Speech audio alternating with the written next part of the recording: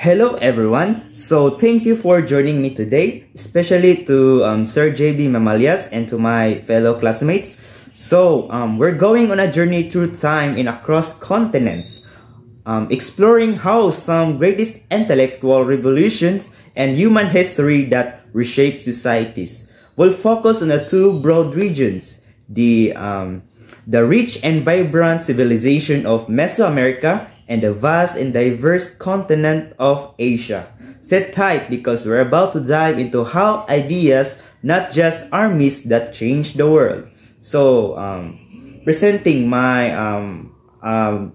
the group 5. So, we are 2 and my kauban ako is si Mr. Salik, and I will be the one that will discuss first the presentation. So, how major shifts in thought transform civilization. So what is an intellectual revolution? So before we jump into specific civilizations, let's clarify what we mean by intellectual revolution. It's not just a new gadget or tool, it's a change in how people think and understand the world. It might involve new knowledge, new systems of thought, and new explanations for how things work, or new ways of organizing society. When these shifts happen, they often cascade into culture, politics, arts, and everyday life. So when a society goes through an intellectual revolution, it's not just the elites who are affected, it's everyone. So why focus on Mesoamerica and Asia? So why these two regions? First, they offer compelling examples of independent intellectual flourishes, not simply borrowing from Europe or the Mediterranean Mesoamerica. Think about the region Maya, Aztec, Olmec that developed sophisticated calendars, writing systems, number concepts, and monumental cities. Asia, ranging from India to China to Southeast Asia, gave us rich philosophies, mathematics, medicine, and technology. By looking both, we get a more global comparative view of how intellectual change happens and what its impact can be. So, Section 1, Mesoamerican Intellectual Revolution. So let's start with Mesoamerica. This region stretches from southern Mexico to down to Central America. So it hosted several major civilizations, as what you can see in the photo. Most famously the Maya, the Aztec, the Olmec, and these societies built large cities, temples, pyramids, developed agriculture, created striking intellectual systems. They are worthy of attention when mapping intellectual revolution. So, next is the major intellectual breakthrough of Mesoamerica. So in Mesoamerica, we see several leaps. The Maya developed the vigesimal base 20 number system and concept of zero, and that was quite advanced for its time. And also their calendars, their one major calendar was 260 days ritual cycle, and they had a long count calendar which tracked long periods of time. And their astronomy temples and cities were built to align with solstice, equinox, and other celestial events. And also writing system and codes, the Maya hieroglyphic system and codices that recorded knowledge, through sadly many were destroyed because of their time. Okay, here's the hieroglyphs codices. And also, each of these is more than a technical achievement. They reflect how the Maya and their neighbors saw the world, time, heavens, and their place in them. Oh. So, next is the impact of Mesoamerican society. Why did these intellectual developments matter? Because they shape the society in multiple ways. In what way? Like the priest, kita na to sa mga sa una is lagi sa mga religious, mga propagation of the religions. The astronomer priests were key figures. The knowledge, heavens gave the legitimacy of the control. Next is the calendars, the astronomy were practical too. Timing of the planting, harvesting, rituals tied to nature cycles. The architecture itself embodied knowledge. Pyramids, temples weren't just impressive. They encoded cosmology and calendar events. And the legacy even today, indigenous communities like draw of these traditions, and scholars recognize Mesoamerica is one of the world's great centers of pre-modern intellectual achievement. Okay, so in short, the intellectual revolution in Mesoamerica creates a worldview of social order based on the knowledge of time, space, and heavens, and placed humans in larger cosmic events. So, what are the challenges and the decline? Of course, no intellectual revolution is entirely stable. In Mesoamerica, many codices and temples were destroyed or lost with the arrival of the Europeans, because as what we know, the time before, there always war happened because of the invasion to make their territory big and to acquire more power in their civilization. Okay, so some cities states decline due to a mixed environmental stress, resource depletion, and warfare, like what I said. The European world view and a colonial systems tried to override the local knowledge. However, despite these challenges, the knowledge systems didn't vanish entirely. They persist in cultural memory, archaeology, and indigenous revitalization, so we shouldn't think of them as failed, rather than as transformed and partially hidden. And it was all recorded, and there was many history proof about it. So next is Mr. Salik, one of the member of Group 5 will discuss next. Overview of Asia. Now, let's shift our gaze to Asia. Asia is vast, incredibly diverse, and full of intellectual richness, from the philosophies of ancient India and China, to innovations in technology and science, to modern movements that transform entire society. Because of its scale, we highlight key nodes of intellectual revolution rather than try to cover everything. Now, these are the pictures and map of Asia. Ancient intellectual breakthroughs in Asia.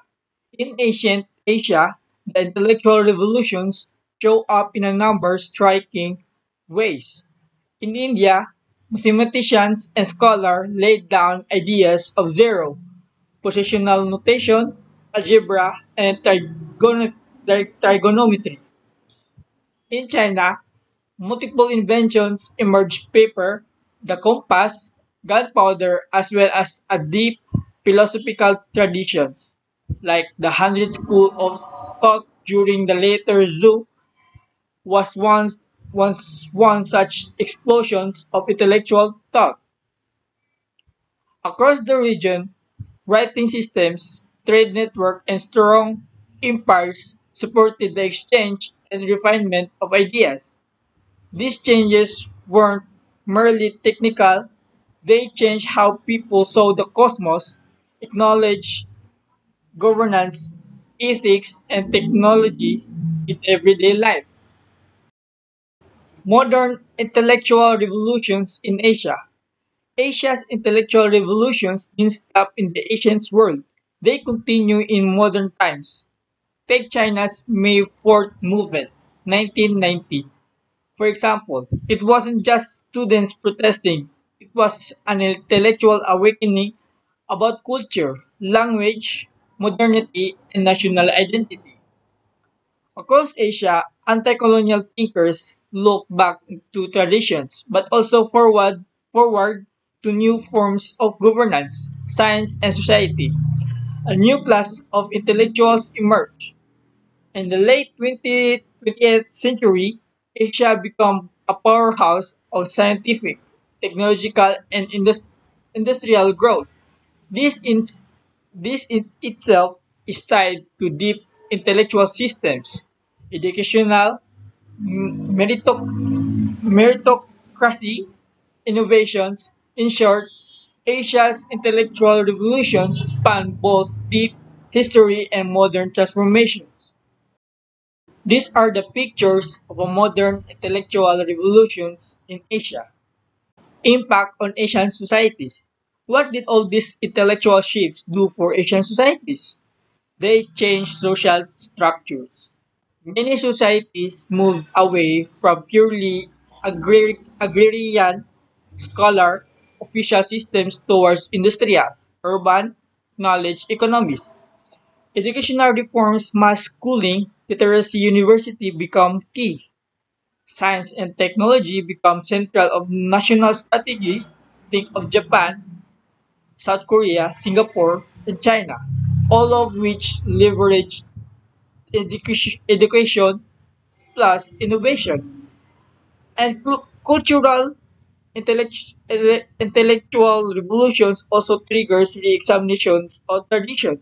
In China, India, and elsewhere, scholars ask, what parts of tradition do we keep? Do we adapt? What we must change for modernity? So just as in Mesoamerica, ideas here carve new routes for how society organizes itself, what people believe, and how they acted. So right, thank you, Mr. Salik. So in this state, we'll be talking about the comparative insights. So let's compare what we've seen. Alright? So the similarities of both regions made independent leaps in understanding calendars, numbers, writing, large social systems built on intellectual order.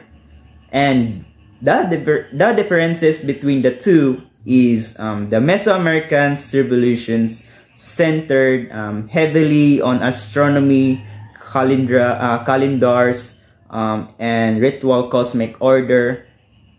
Asia, by contrast, spans philosophy, technology, industry, and modern knowledge economics.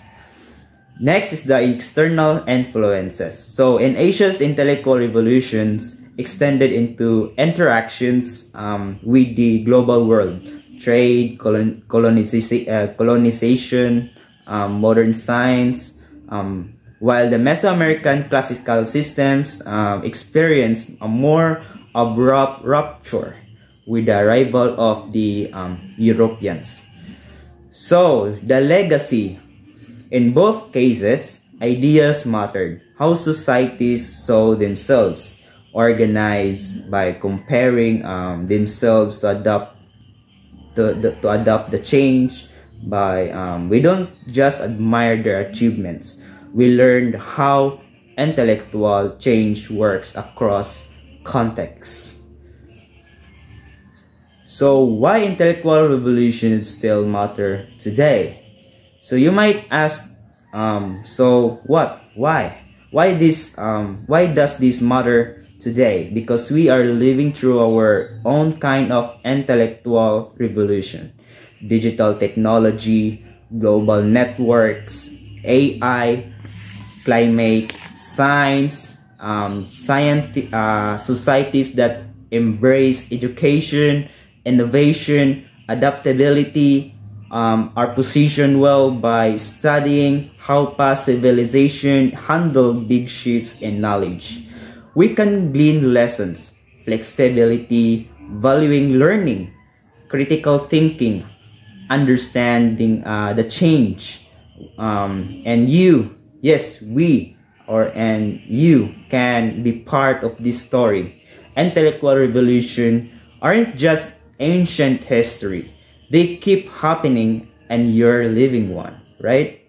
So in conclusion,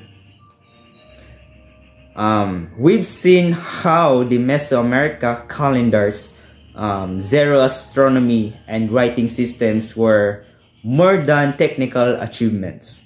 They were intellectual revolutions that organized society. We've seen how in Asia, deep traditions, inventions, philosophies, and modern knowledge economies reshape vast societies. The key takeaway is the intellectual revolutions, yes, it matters. They define how we think and how we live, govern, and build. I encourage you to stay curious, ask questions. How do we receive wisdom, value knowledge, and consider how own world is shaped by ideas. So that will be all. Thank you very much, and I hope you understand what we delivered and presented to you. So we'll be hoping for your reflection on our report from Group 5. Thank you, everyone. God bless. Adios.